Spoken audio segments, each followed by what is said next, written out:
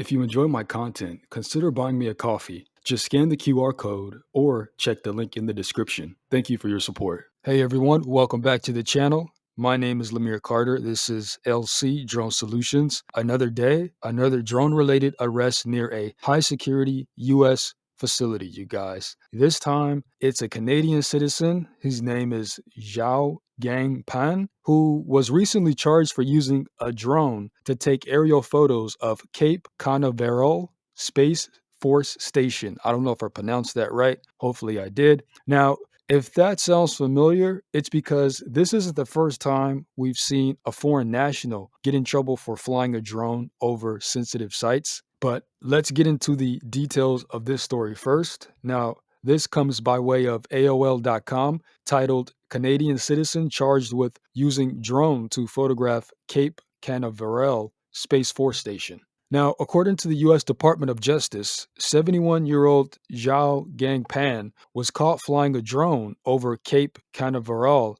on 3 separate occasions in January.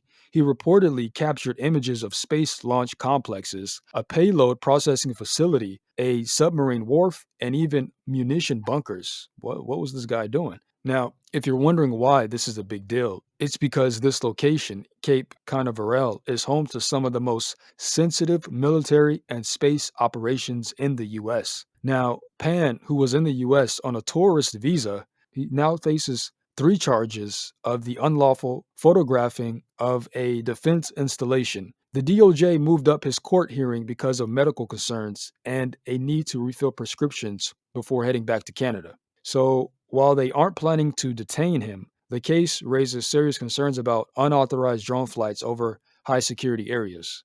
Now, if this sounds familiar, guys, it's because we've seen similar cases before. Now, remember a guy by the name of Fengyun Shi, the Chinese grad student who was sentenced to 6 months in prison for flying his drone over the Newport News shipbuilding facility, which was a major U.S. naval shipyard, by the way. That case showed how seriously authorities take drone operations near critical infrastructure. And I uploaded that video a few months back, so be sure to check it out. The question is, are these isolated incidents or part of a bigger trend?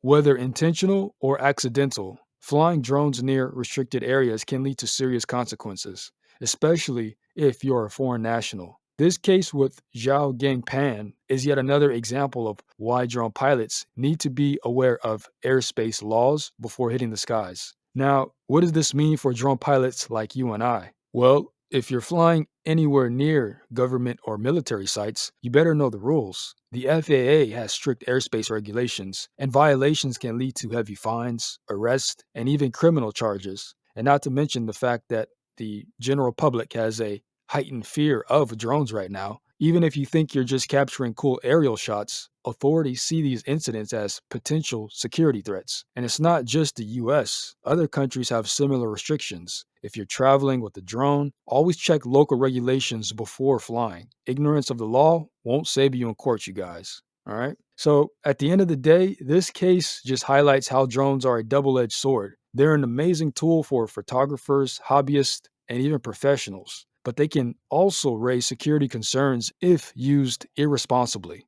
So, what do you think? Should there be even stricter drone laws? Ask me. I don't think so. And I prefer not to have stricter drone laws, right? Let's discuss this in the comments below. If you enjoy staying up to date on drone news, make sure to like this video and hit the subscribe button.